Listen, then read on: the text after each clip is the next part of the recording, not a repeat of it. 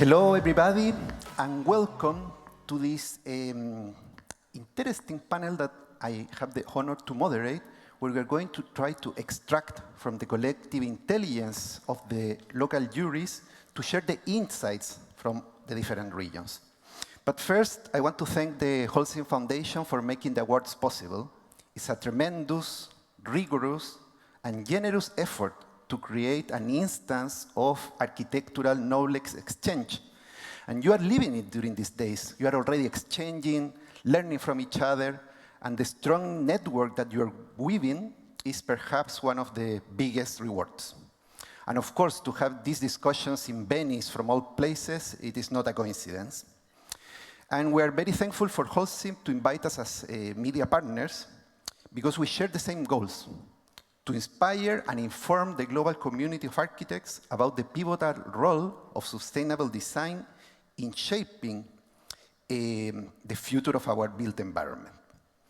And this award is a representation of the diverse and rich world that we're living in. And your projects are that representation: different contexts, different typologies, different budgets. And it is a pendulum that moves between the global issues from energy scarcity, water conservation, community buildings, integration, inclusion, affordability, repurposing. And on the other extreme, how do you create the local solutions that are an expression of your local context? And the jury has had a tremendous work to do, filtering more than 500 projects to extract the value and knowledge of the 20 awarded projects that you have been witnessing during these days. Some of these projects, you can already visit them. Others are in construction stage, others in project delivery, and others will really benefit from this award, having a final push that will probably make them become a reality. So now we're going to open a window into the work of the jury, the collective jury, to learn from these insights through the chairs of the local juries. And we're going to do this around two themes.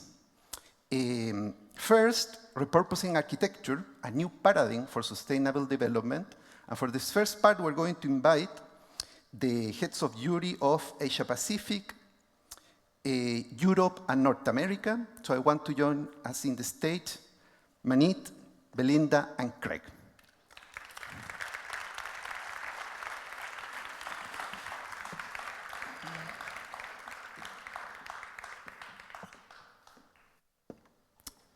And as Laura said yesterday, many of you don't need an introduction, but we still are going to make it.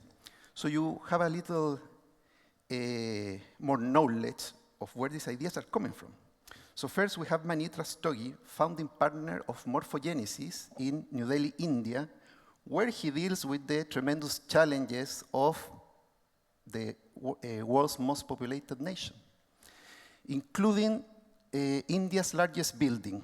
But Manit's responsibility goes beyond buildings, because he plays an important role with urban policymakers, trying to get them understand the importance of the built environment. And through that, he is one of the founders of the Griha Council, India's own green rating system.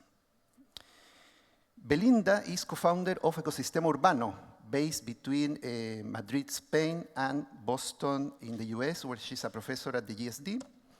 Ecosistema Urbano has been widely recognized for their work and contribution to the built and natural environment.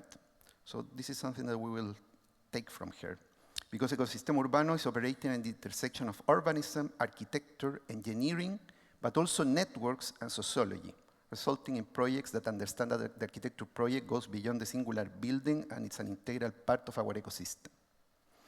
And Craig Dykers, one of the founders of Snøhetta, that is a place nobody is from, but anyone can experience. And it's integrated architecture, landscape, and design practices, where they have had the opportunity to work from the banknotes of Norway, the Norway Bank, to the redesign of Times Square across diverse scales. So to start this global conversation, I want to start with the big picture and ask each of you, starting with you, Manit, which is your reading of the state of architecture in the Asia Pacific, and what do you think that are the challenges that architecture is facing? Yes, please. Thanks. Well, there are only challenges in this region, and given the fact that the region is extremely complex, and you rightfully said, I mean, India is the most populous nation. You have China, and then you have advanced cities or city-states like Singapore. You have Australia. So, in some senses, it's this Asia-Pacific region is a microcosm of the universe. It's got all the climatic zones. It's got huge issues of density, population, migration, and infrastructure issues. So, at one level, we keep talking about carbon emissions, and of course, that's fundamentally important to achieving the goals of climate change and how much the global temperature should rise. But the problems of the Asia-Pacific are, by and large, if you leave out some of the countries, is to do with simple things: clean air, access to clean water, sanitation, basic infrastructure, simple economic advancement. So most of these countries are predominantly agricultural, and now they're moving to an industrialized status, and in time they will move to the services industry.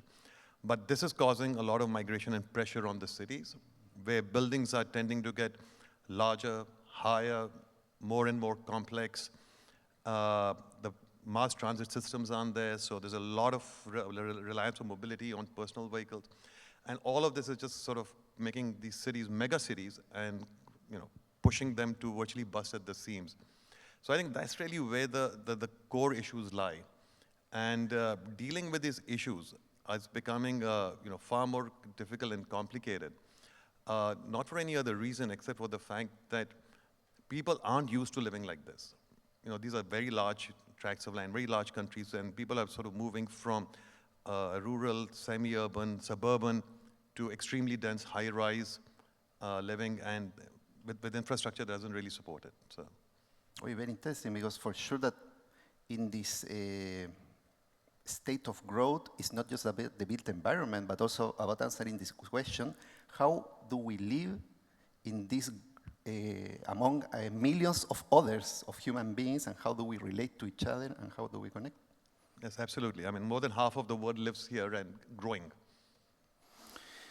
And for you, Belinda, which is your vision of the state of architecture and its challenges in the European region? Yes, so there was a lot of building, and there was very few projects that were more landscape or urban design. And within the buildings, there were two topics that were very present. The first one was about materiality and technical resolution. So there was a lot of projects that were exploring new construction techniques and new construction technologies. And also there was a strong emphasis on the social aspect and how architecture can try to address the social issues of a particular neighborhood. There was also a lot of projects that were trying to come up with, again, construction solutions to minimize the construction times, trying to make construction assemblage faster and therefore more efficient. So yeah, and then there was a number of projects also working with existing buildings, as we saw also in the overview. So yeah, there was a little bit of everything, but mostly it was buildings instead of open space, public space, or landscape space, and with a strong emphasis on the social aspect compared, I guess, to other editions or to the past when I was a participant. So yeah. No, it's very particular because some issues start to become common, but for sure that in Europe are expressed in a different way, and especially with the built environment. For me, it's very impressive that when you fly between European cities at night, you see that it's a constant construction. Everything is constructed. Yes, absolutely. And Craig, how do you see this, the state of architecture in North America and its challenges? Thank you. Let's first put the elephant in the room out on the stage. The United States economy remains the largest economy in the world in terms of strength and capacity. In some ways, this has a good side. I mean, money can be helpful. But strong economies also can be very, very dangerous. And we see that in many ways. people become complacent, so they use the strong economy to stand in for their possibilities of learning from other parts of the world. So they're often ignorant in this region about the practices of other places. Even across the border to Canada and to Mexico, there's a little bit of a loss of transnational interests, as you might find in other places. The second thing that's interesting is the colonizers of America, of which most are European, but also from other nations and continents, have been there so long now that they've even lost touch with their heritage of where they've come from, so they don't even necessarily connect to those worlds either. All of that is leading to a kind of numbness, which is a problem in the region. Certainly we see that across the border to Mexico, where there's still a political divide that is very challenging for cross-communication. So one hopes that even that border can open up more intellectually, because we have a lot to learn in the northern regions of America from Mexico and from the central and southern portions of America that are often led by lesser economies. And I find, as many of you may find, lesser economies are more inventive because they have to be. And so that somehow needs to fuse into the North American market. Another thing I would say is that on the good side, on the positive side, America, and that means Canada, Canadian Americans and US Americans in your question, are very good at creating new technologies. They're very energetic when it comes to technology. So we're seeing quite good moves forward with new construction methodologies that are more intelligent than they used to be, mainly using science as a basis, more efficient ways of building and so on. So I think that's the positive side of it. And other people can at least learn from that, even if the Northern America region should be learning more from other places. Oh, interesting, because as you mentioned, being the largest economy is something positive, this abundance of resources, but also it's a force that doesn't allow you to move without much freedom. It's an interesting paradox that we will go back to. And now in this fast-growing world, we're becoming aware that we are extracting faster than it can generate. And what does it mean? And this has become a tremendous issue that I have to say I'm a bit hopeful because the world of architecture understood, and even if it could be something a bit going against our main mandate of creating new buildings, that it is that we need to repurpose what is existing, hopefully avoiding demolition, and find value on the legacy structures. But of course that this is expressed in very different ways across the region. So I want to ask you, Manit, how do you see the challenge of repurposing buildings in the Asia Pacific? So, you know, there are two parts to this. Buildings, old buildings in the cities in this region generally get destroyed simply because you can build that much more, because technology now allows you to build higher, faster, and replace the older buildings. Now, that's a problem. However, what we found very interesting in the whole award submission was that there were many projects that were actually aiming to do something different. What they were aiming to do was, the reason you need to build more in the cities are people are migrating to the cities. So the projects that, in fact, the 3 out of the 4 projects that we looked at, and the 2 that won, the gold and the silver, they both attempted at trying to create models in the rural or outskirts or in the country, where you could take something that existed, conserve it, not only conserve it, but start putting uses to it where people do not need to migrate to the cities. And that we saw coming out time and again as an underlying theme. So if you can stop that migration and start repurposing buildings that are in the suburban rural areas, and start creating ecosystems where you don't only live, but where you can work, where you can study, where you can have community spaces, etc., then you might even encourage the fact that you start a reverse migration, because quality of life today would be much better in those environments than they are in the congested cities of largely Asia Pacific. So in that context, I do think that we were very happy to see that in the entries of that we went through. Many projects across various countries trying to find solutions of how do you repurpose existing infrastructure, existing buildings, so that people can remain in their roots. They don't have to migrate out. And surely the gold winner of the Asia Pacific is a project that represents this. Sorry? The gold winner Yes, of Asia absolutely, Pacific represents absolutely. this spirit. Absolutely, and I mean, the Tulu project that won the gold does that, and it does more than that. I mean, why I think we were unanimous as a jury on this project was the fact that not only does it conserve and bring adaptive reuse into play, but they also managed to tweak the program to provide community facilities, etc., and all the infra that you really think of that you would get in a city. They brought it to this development. And we thought that was highly replicable and scalable as a model throughout the world, where where people don't need to get displaced. And that's one of the reasons why I think as a jury we picked that as a unanimous goal, as a solution to this sort of ever-growing problem of increasingly dense cities. Perfect. And Belinda, as we were mentioning before, the European context is very different. Here we are in dense, compact cities, centenary buildings that somehow we need to take advantage, considering that it's around 2/3 of the existing buildings will still be here by 2050. We need not only to maintain them, but also improve them, improve their performance. So how do you see this challenge in the European context? Well, our winning project was exactly a retrofitting of an existing building, so that's, it was something that we talk about a lot among the jury members. So obviously, I think architecture has the power to transform something existing into something extremely innovative, and trying to understand the energy embedded into every single built environment, trying to make the most of it is something that is very related to our profession.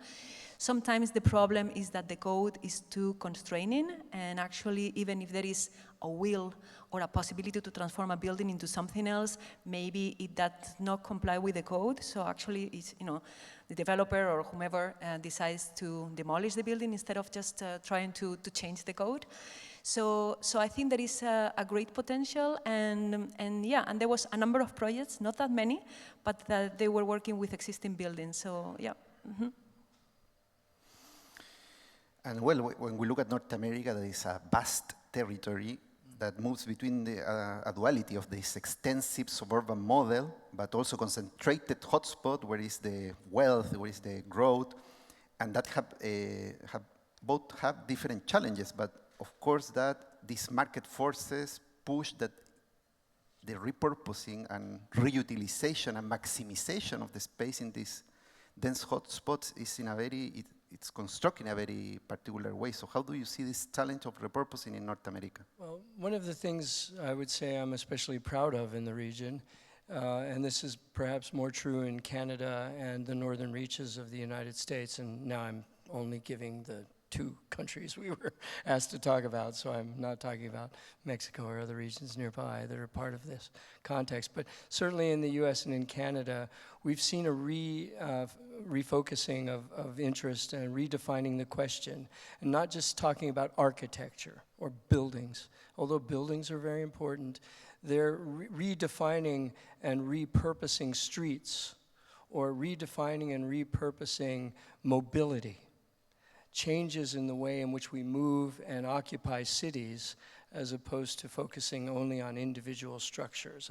I'm not saying that's not important, I'm just saying that for me this is a very interesting component of the northern regions of Northern America.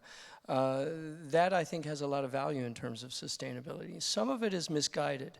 So redefining mobility or repurposing mobility, for instance, in Cuba, it means just making sure your 1925 car still runs, which is a great thing, which is the same concept as repurposing a building or redefining its life. But in the US and in other parts of this region, you find it once again, reliance on technology. Let's make a bunch of electric cars and everything will be fine. And yes, they do make a difference, but they also have their problems. And so the technology side often underwhelms this movement, but there's a lot of people talking about cities in a larger perspective in Northern America that I think is good. The other thing that's happening is they're reluctant to refurbish or repurpose buildings because of the economy in most cases. So when you have a very strong economy, it's like, who cares? Let's knock it down and build something else because we got the money. Whereas in economies that are less robust, you have to repurpose. And you see that in North America too, or in Northern America, where small towns who were horribly impacted by the Depression in the 20s and never rebuilt, those towns are pretty intact, and people reused all the buildings in those towns. But then in places like New York City, where the economy is constantly growing, buildings get knocked down, almost every day, well, definitely every day, and rebuilt. So I think in this region, economy, again, is related to consequence and answers to that question. You can't separate the two. Interesting, because also this has led to something that is very positive, that is to remove highways, liberate that space for the people, and also the waterfronts, the port activities, and try to turn it into a common space. And well, one of the projects from the North America was doing exactly that. Yes, it's true. And places like colonized places, most of them were colonized at the time when ships were the primary transport. So the waterfronts became the powerhouse of these colonizing nations. But they're not always the best places to live or build. If you had your choice, you'd probably build or live somewhere else. And so the waterfronts are becoming less used now as commercial activity, and how to make those stay alive as useful waterfronts that are also biological and habitat related, as opposed to industrial and commercially related, is another stage that we see happening there. Well, as you mentioned at the beginning, North America is very optimistic about technology, and sustainability often is associated with high tech. Yeah. But at the same time, we understand that it's the low tech that actually has the chance to really drive change. So how do you see this duality expressed in North America?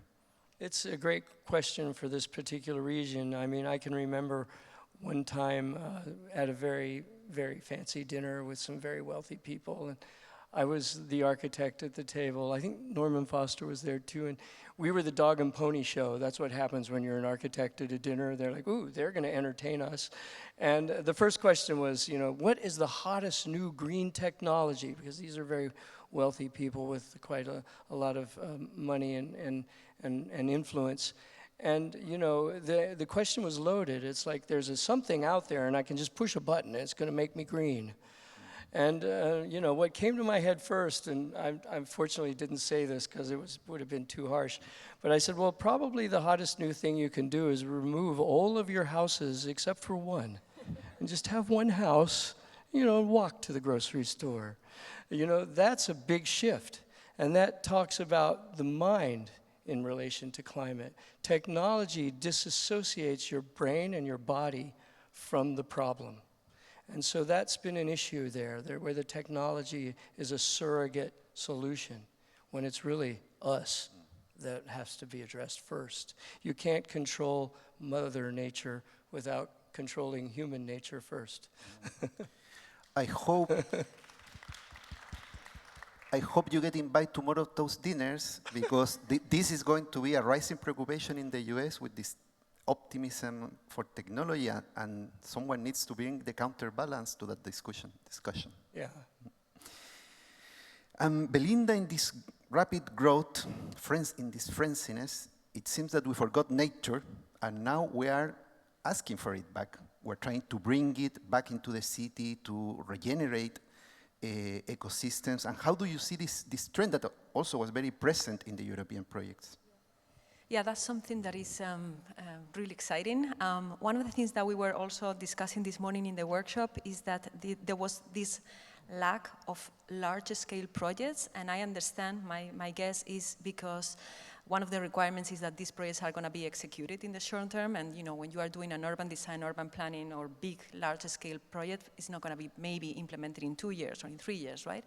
So, but at the same time, in the face of climate change, we need to encourage this type of projects to come in, trying to mitigate heat. You know, there's going to be large areas of the world that are going to be very impacted by the extreme heat, especially affecting the most vulnerable. So this idea that is not only, again, about building new things, it's about, you know, trying to look what we have and how to make the cities more resilient in terms of water conservation, in terms of permeability, in terms of temperature. So I think there is, you know, there's a whole niche there of solutions that can contribute to the conversation, and I hope that in following editions, we get to see a little more of these kind of projects that are just measurements or strategies to improve the air quality, to improve the temperature, to improve the renaturalization of the cities. And this is, I think it's very positive, and also the general society is becoming aware, because during this last summer, It was awful. and it's an understanding, it is happening. It was in the news. People are not ready, buildings are not ready, and public space is definitely not ready. And usually the people who have less quality domestic space, they need the public space even more, and in these environments it's even worse. So this idea of, again, you know, shade, canopy, materiality, permeability, water conservation is all together, and it will create the conditions for us to be outdoors. And sounds very simple, somehow obvious, yet, well, architects, we need to embrace this. And by looking at the overall projects, we understand that, or we can see that architects are understanding that we need to move from an extractive architecture to an architecture that contributes, and hopefully it starts to regenerate. And Manit, do you think, also not just with the architects that you have been connected now, but with the architects in general in India, do you think that there is a change of mindset of what architecture should be? So, you know, it's a complex answer. The question, I think the answer to that question really is, it's a sort of a cart and horse problem. What comes first?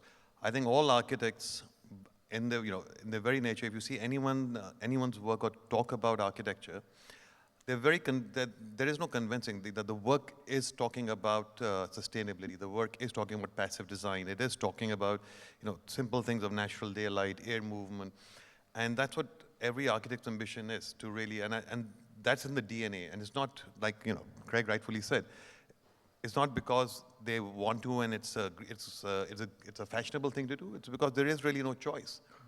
Resources are limited. And it is the right way to do things, and the only way to do things in some senses. However, the problem does not come, that's not where the problem is. The problem actually sits from the fact that there is an aspiration. Now that aspiration also tends to break down, or used to break down a lot, from the northern hemisphere. I wouldn't call it the west, but it's, you know, it's actually the north.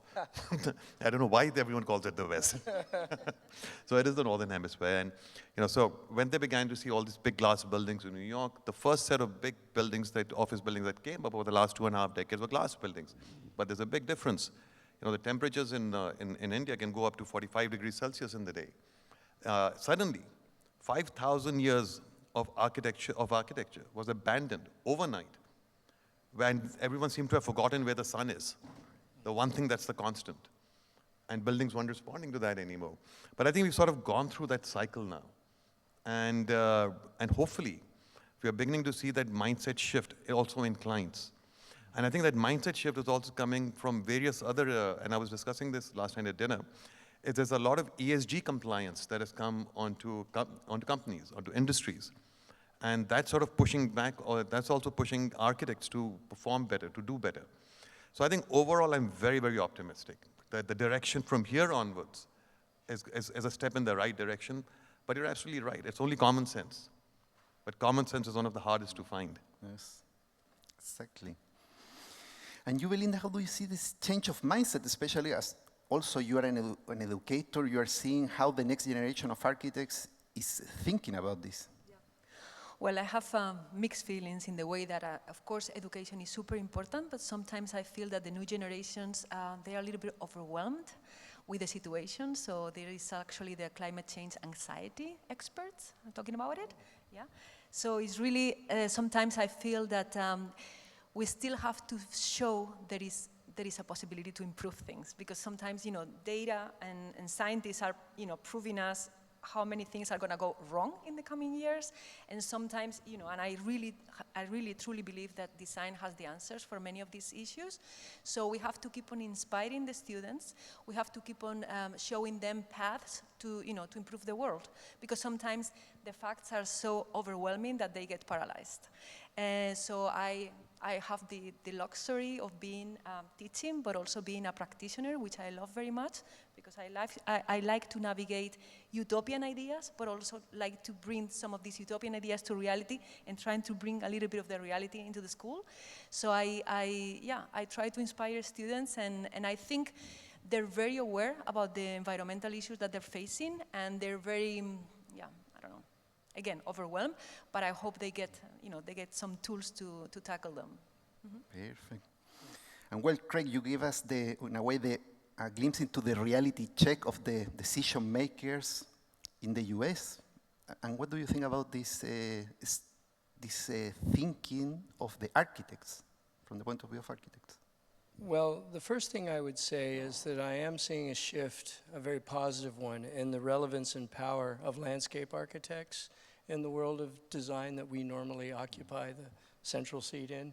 And I think that's having a positive influence, and I think more of it will help people understand how to make decisions, because you can't just base it on some sort of postcard view of what a building should look like. People are realizing that the ecosystem that a building occupies doesn't stop at the door or the roof. All of that stuff exists within a larger habitat. And I think as that grows more and more, to the point where maybe we'll have more landscape architects even speaking in these forums. I mean, in my office, we're landscape architecture and architecture sitting side by side, and we have landscape architects leading architecture jobs. It changes everything, really. But it's important in more ways than one. One is the obvious one. Well, the site and the soil and the terrain and all of that and the habitat nearby. But it expands well beyond that. So, I mean, we haven't really made the connection yet to this lonely child, landscape and habitat. And here's an example that I have in my head. All of us, or nearly all of us, if not all of us, went through COVID, locked in a room, or terrified to death on day one that we were all going to die if we looked the wrong direction. And, this was an incredibly impactful moment in contemporary history. And it all goes back to habitat. There was some creatures whose habitat was negatively influenced, who weren't able to occupy their habitat in the way they would normally, and disease shed even more forcibly than it has in the past, because we've always had pandemics, but this was a stronger one. Those places where those creatures lived their resources were being taken away from them to feed the things we build or make or eat or whatever.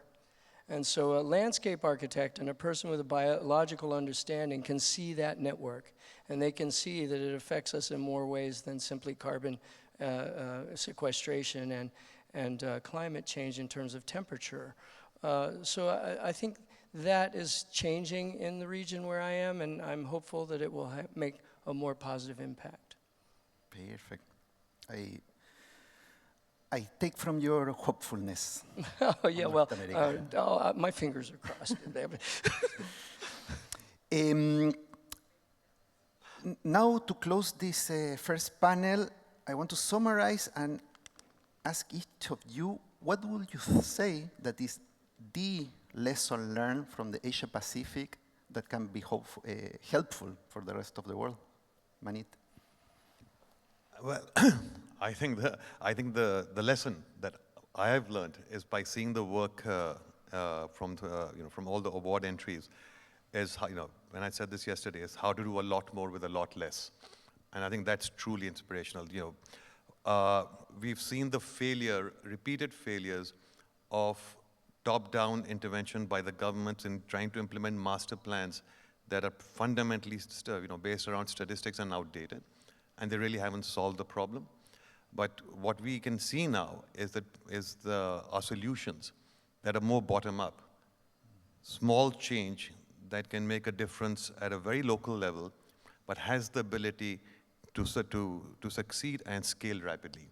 And I think it is this bottom-up change that is sort of more citizen-driven, that is more local, that's grassroots, which I think will make all the difference. So I think I'm very excited to see all of this. Perfect. Thank you for sharing this insight. For you, Belinda, the lessons learned. Yeah, in a similar line, there was a lot of emphasis, as I was mentioning at the beginning, on the social aspect and how a building can perform beyond the energy efficiency, but in a social way, how a building can contribute to a better neighborhood or a better city. There was also a lot of emphasis on these participatory processes and how to come up with new management systems and new ways of governance, which I think is very fascinating, considering that housing is becoming less and less affordable. So I just wonder, can we come up with new economic schemes that make space available for people? So I hope to see more of that. But again, this kind of transition between only the building as a very, let's say, perfect machine performing on its own as something that is an urban machine performing as part of a larger network. So I enjoy that part. Perfect. Thank you. And Craig, which is your lesson from North America to the world? First of all, if the other jury members, I imagine, are here, I want to thank them. I didn't get the opportunity before now, but they were incredibly powerful thinkers, and wow, I mean, I was at times just kind of repositioning my brain to hear them. And so that was one thing that was influential, and I don't know, I think all the regions probably had similar content in their juries. But for me, and I'm only answering for myself, the biggest moment was when we awarded the Acknowledgement Prize to the Saskatchewan Powwow Arbor, which didn't quite fit into anything. It was like, well, it's not a building. It's not. You can't really do these in Detroit, all of that. But it's there, and it was powerful. And the reason why it's powerful in some levels goes back to the elephant in the room, and that is economics. While I say, and it's a stereotype, that this is one of the strongest economies in the world, and it does affect thinking, the truth is hundreds of millions of people do not benefit from that economy. Most of the people in the region I live in are poor. They have hard lives. I mean, they're not as poor as in some places, obviously, but they struggle very hard. And so those places now in my region, and this was a kind of small representation of that, are starting to make their own world, their own sustainable world. You see it in Detroit with small organizations of underrepresented people who have little economy. You'll see it in Mississippi, or other places where these groups are showing how they think about things, which is completely different than the mainstream understanding of sustainable and socially, environmentally, and financially sustainable solutions. And that little project, although I loved it for other reasons too, but it did show me that there's hope for the grassroots that you're talking about to make a difference. And the more we focus on that, and if these awards can bring more of those people in, because they're building stuff. These people are building things. It's not like they're just collecting money to have bake sales. They're actually making stuff. And they could get awards too. Perfect. Well, I want to thank you again to the three of you, and now we will continue into the following session. Thank you.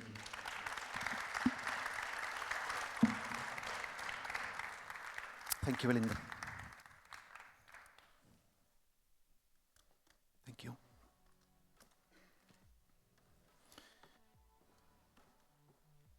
Thank you, Craig. So now I want to invite to the stage Tatiana Bilbao and Lesley Lokko, chairs of the jury from Latin America and Middle East and Africa, respectively.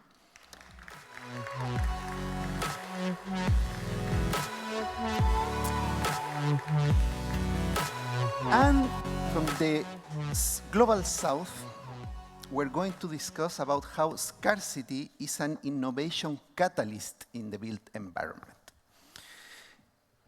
And again, I want to start from your global overview. But first, our introductions that are very important, because we're here with our host, Lesley Lokko, director of the African Future Institute based in Accra, Ghana. A writer, novelist, but also an experienced educator that has taught, I think, many of this new wave of Global South architects. Lesley is the curator of the 2023 Architecture Biennial that, with a strong focus on Africa and the global issues in the region, I think that has shifted the view of architectural debate and opened a much-needed bridge into and between the Global South, being part of a global movement that I think will continue to unfold from now on. Tatiana Bilbao, from Tatiana Bilbao Studio in Mexico, is also an experienced educator. And her projects in Mexico, Europe, and China deal with the challenges of sustainability, density, domesticity, affordability, and the social landscape. And they have been widely recognized for being an expression of these challenges, together with the local workers and the materials that are an intrinsic part of her architecture. So now I want to start this conversation by having your global overview of what is the state of architecture and its challenges in the Middle East and Africa, Lesley. That's a very big question. Well, first, I would also like to say that it's a real delight to meet Tatiana in person, and I've had to come to the Global North to do it, so that's something that we should change.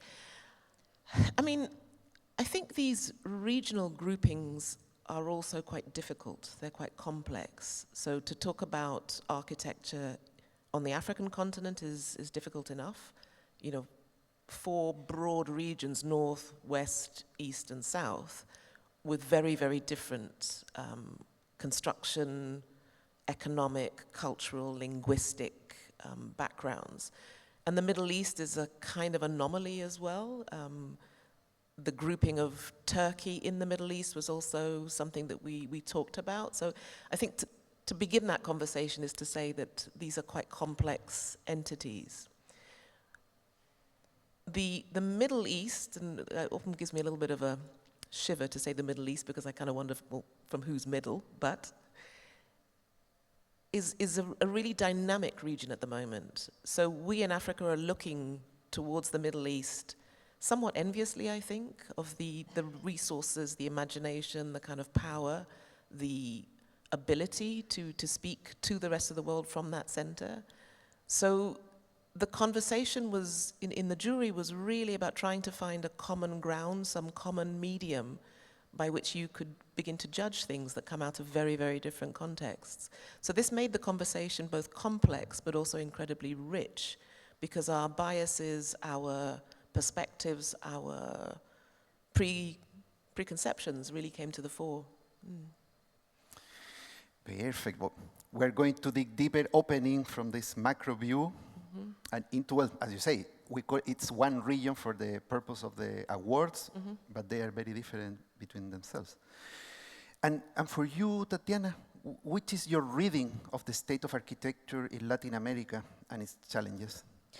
I mean, one of the challenges is that, not to understand that every place in Latin America has been defined by very different cultures. So it's just a little bit the same, no?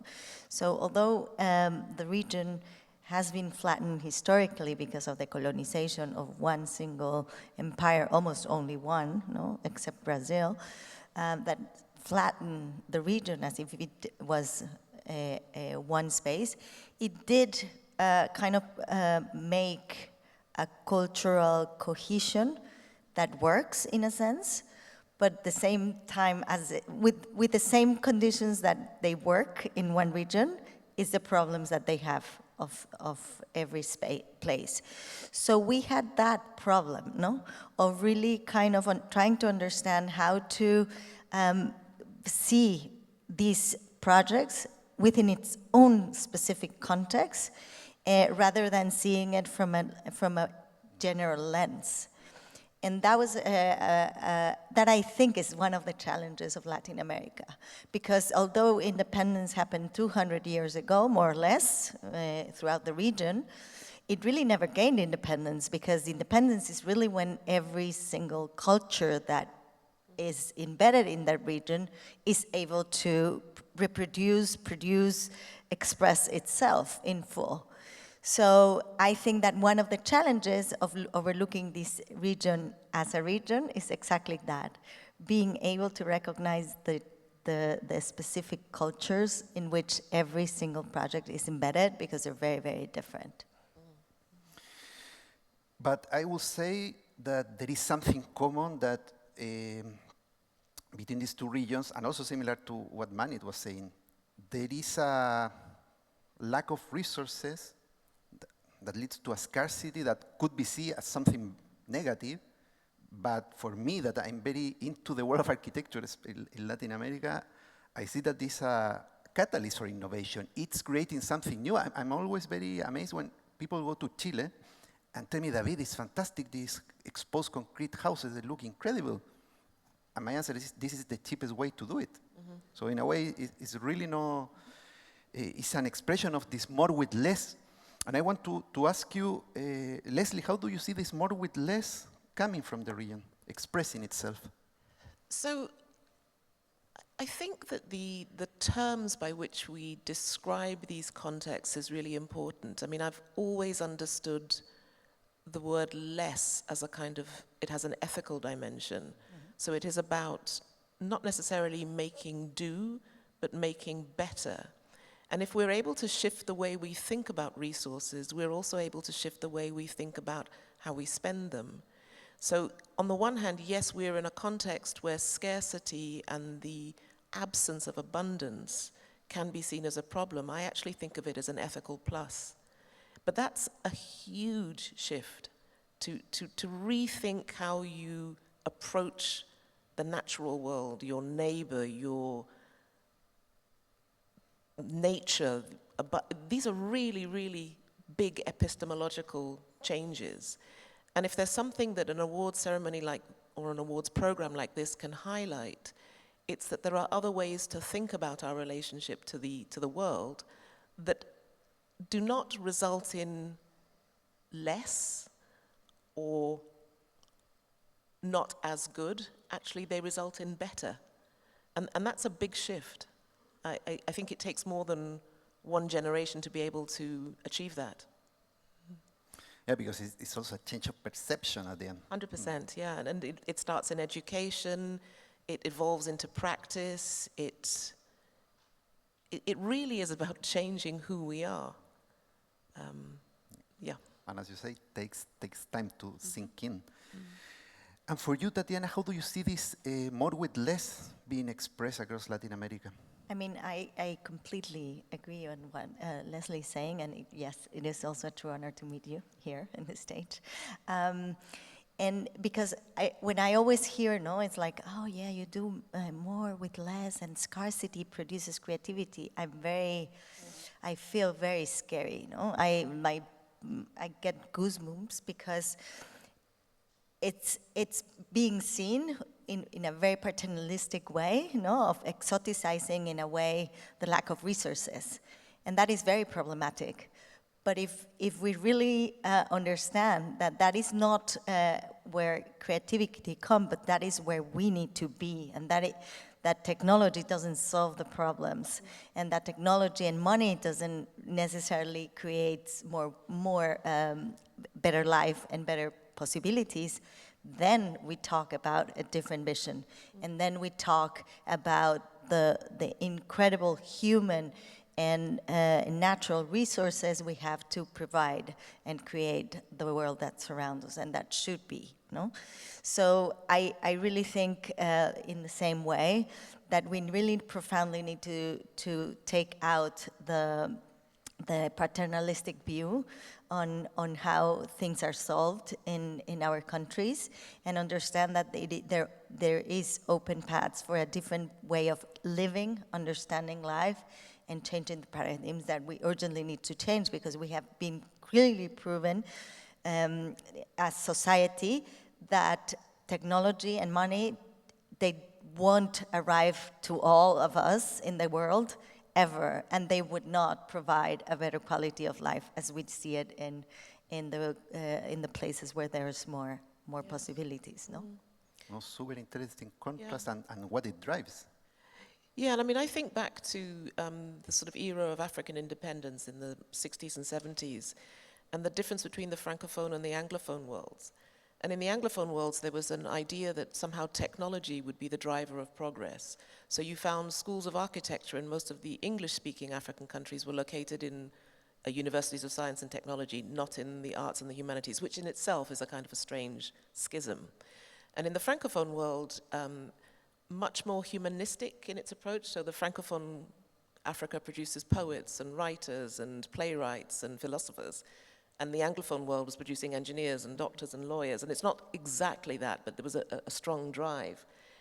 And you can see now, sort of 50, 60, 70 years later, the location of the schools of architecture in those camps is producing its own problematic. And so somehow the idea that architecture as a discipline, and this is where I think the issue of sustainability is really important, is that sustainability has the ability to marry those different aspects of architecture, master planning, landscape, and the kind of the whole relationship to the natural world in a way that science and technology won't only, and the humanities won't only. So architecture is this incredible bridge discipline that can kind of pull things together, but it starts in how we teach it, how we approach it, how we understand it. And that's where I would say, certainly in my region of the world, our understanding of what architecture is very, very limited. Most of our buildings are not built by architects. Exactly. And well, we can see that in some contexts, the trade of architecture becomes highly complex, but it's still multidisciplinary, it is collaborative. Yep. We work together with engineers, acoustic designers, landscape architects, and a tremendously growing list of specialists, but also with the communities. Yep.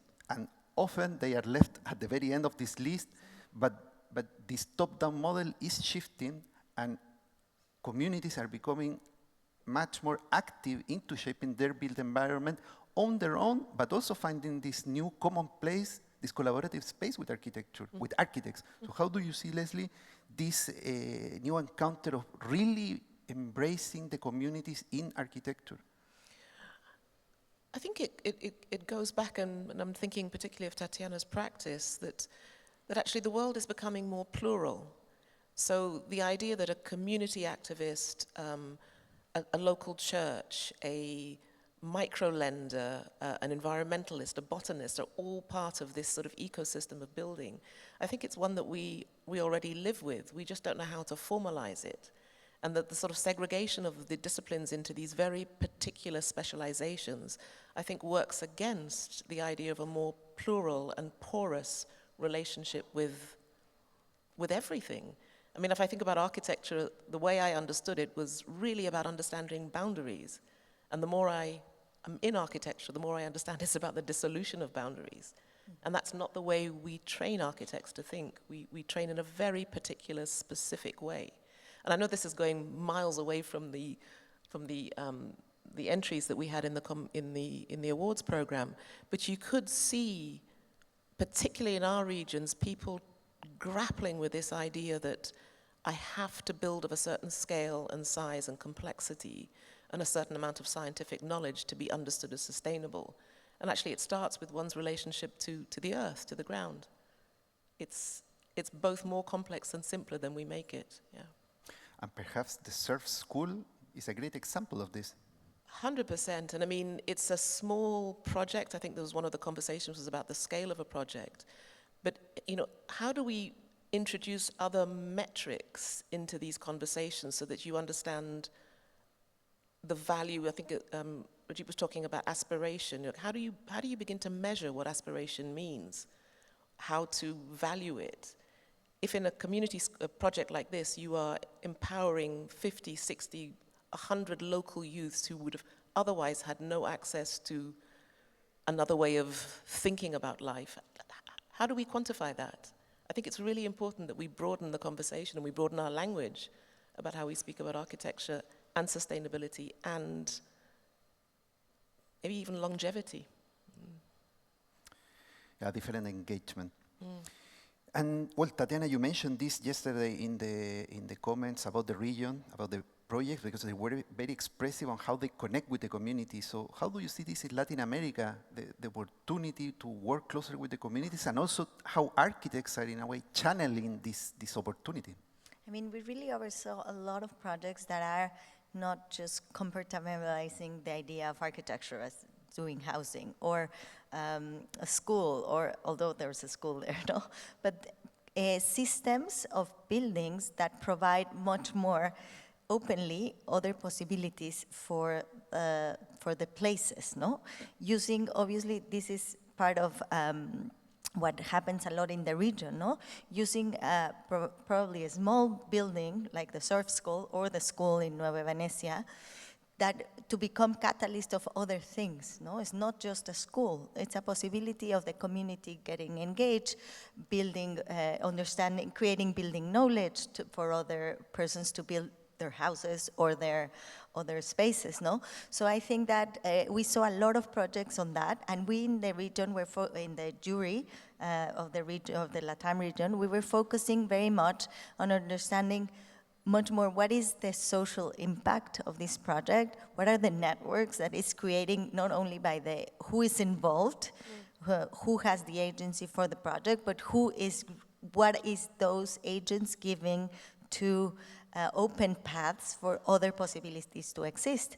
And this is how we came up with the winners, no? So to start with, we discarded all the houses because we wanted really to provide possibility to projects that are expanding those networks by what agencies they're creating, no?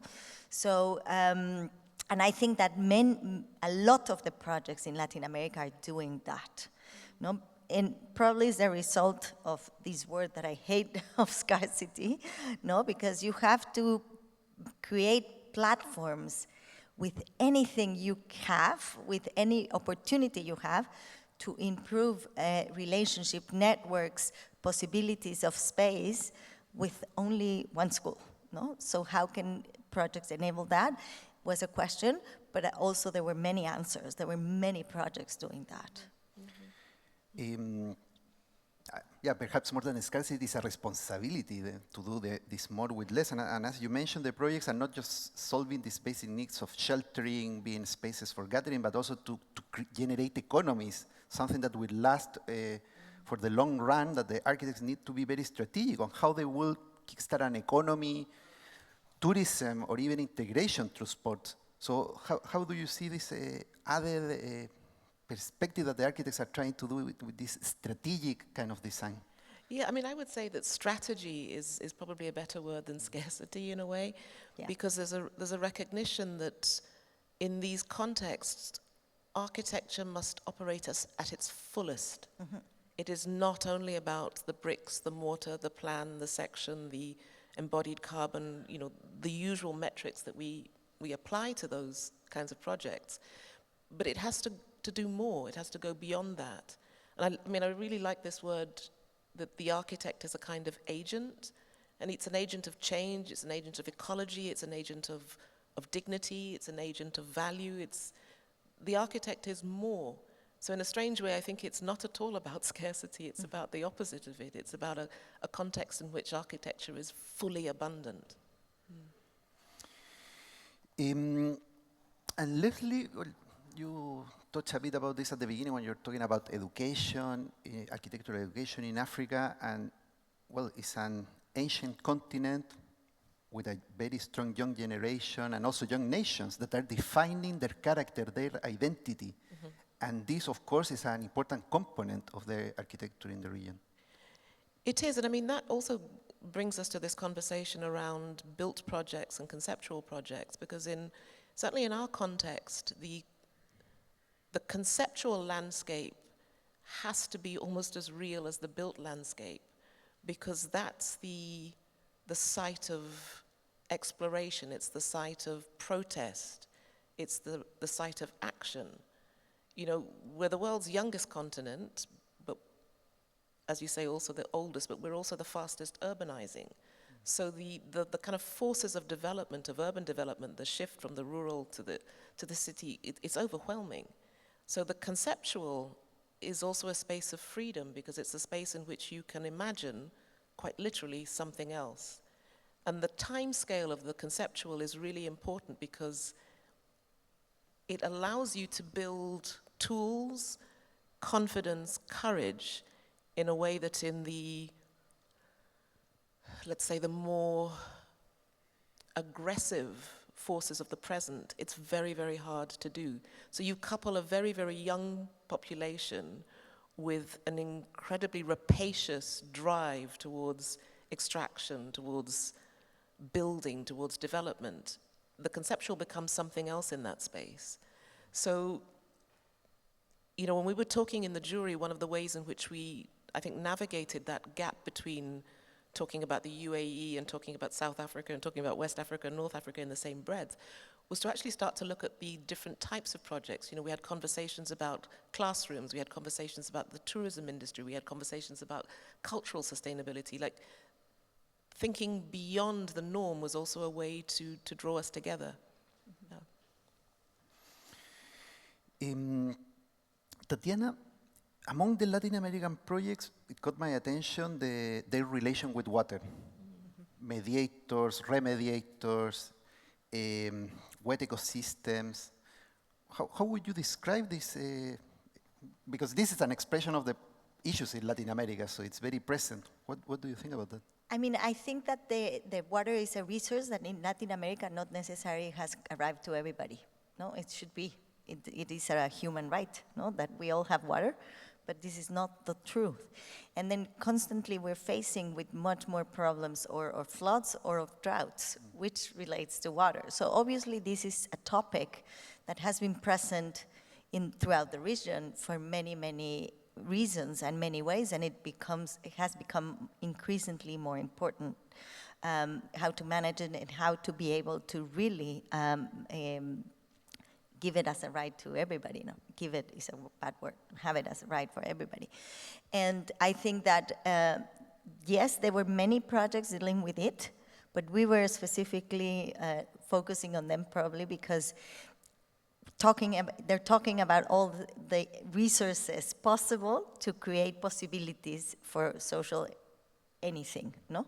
So the use of infrastructures in the sake of education, creation of knowledge, domestic environments, they really are doing a lot of things with very little. So we obviously preponderated better those projects who were dealing with water because it's on top one other feature of the possibilities of what architecture can do with strategies and things that work to open more for people. Here I think you touched something that is, because now we're talking about architecture needs to move from being extractive to be regenerative, but also in this context it needs to be resilient because what it has to endure is constantly being put in challenge in a way. So how do you see this subject of resiliency in architecture? I mean, I think that this needs to happen all over the world, no? Craig was talking a little bit on that. For example, in Miami, they're still demolishing buildings that are going to be flooded in 30 years. So I think in a way we are much more innovative and working much more ahead of time because we are saving the resources that we have in a way, no? So you never think of demolishing a building if it's going to be flooded in 30 years, right? Well, in the US they can think of that because there's an abundance of resources. But in a way I think that the projects in Mexico or in Latin America as well, they're dealing with how we save those resources that we have already spent on what is happening, which is a very different vision, no, on what is the other way around. So not solving things with technology or money, but saving it from behind, which is something that is common in the region for sure. And if I will ask you about resiliency in the region, because what is happening in the Middle East is putting a pressure that goes beyond resiliency, surviving. How do you see this expressed in the Middle East and then in Africa?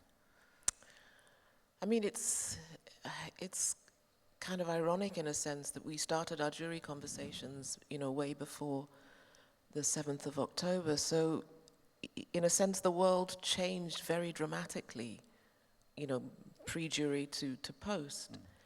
And in these contexts, again, to go back to this question of architecture not being, it's not a singular thing. So in a context like the Middle East, what does it mean to rebuild? What does it mean to repair? It's a very different conversation to the one that you might have in New York, for example. And yet, consistently, we train architects as if there was one language for architecture. There is one way to think about it. And if there's anything I think this process teaches us is that actually there are multiple ways to think about our relationship to shelter, our relationship to resources, our relationship to care, all of those kinds of things. And I would love to see almost a revolution in architectural education that takes account of the fact that this is not a universal world, that universal values are anything but universal. There may be a shared language, a shared vocabulary, but actually the context in which that vocabulary is deployed really matters. Well, I remain hopeful about this need. I think it's happening, maybe slowly, but it is. People are being aware. Absolutely, and I mean, if, you know, at one level, I recognize that we speak quite pessimistically, but I have to say that and it's also an overused word, the kind of energy and talent I see in 2 generations below me is phenomenal. There's something in the way that many young people are able to think across boundaries that for me are sacrosanct, that gives me an incredible amount of hope. Yeah. Well, and now to summarize this, because we can go for hours, but I think you would like to enjoy Venice. For many of us, it's our last evening. But I would like to summarize, which would you say that are the learnings from the region that the world can learn from? You go. Oh, thank you. Well, I think that one of the real common thread in Latin America among the projects we saw, because that's obviously not the array of projects that are happening, but the ones that were submitted to the Holcim Awards, was that they were dealing with a lot of complex issues across space, let's say. So it's not only buildings as a housing building, a house, a school, a museum. It's a complex of issues that provide platforms for a lot of things, for cultural, economical, political, social development, that I think is it's one thing that the region can say, you know, that architecture can really give agency to, in many levels, in a horizontal line, rather than kind of classify them in stages, no? So projects that are master plan, but landscape, but housing, but cultural programs, but infrastructural, but economical movers, even with one single building. So I think that this is something that we can talk in general about those projects that we received that are being done. And I see it happening also in the region in many ways, in many regards. I mean, I think there's been a lot of criticism, let's say, over the past 5 years, and certainly a lot of criticism of this Biennale, that there's no architecture and that we need to get back to basics. And what I saw from the entries is actually we are dealing with the basics. I mean, it's the reverse. It's architecture has to go back to other kinds of basics. We don't need to go back to it. It's the reverse relationship. And to, I always say this, the Zulu word for an architect is a magician of space, a maker of a sensation, and a maker of a situation. Now, any culture that can describe an architect in those 3 ways, that's the essence of architecture. Yeah. Oh, tremendous insight. It's beautiful. Thank you, Lesley. Thank you very Tatiana. Thank you. Thank you. Thank you.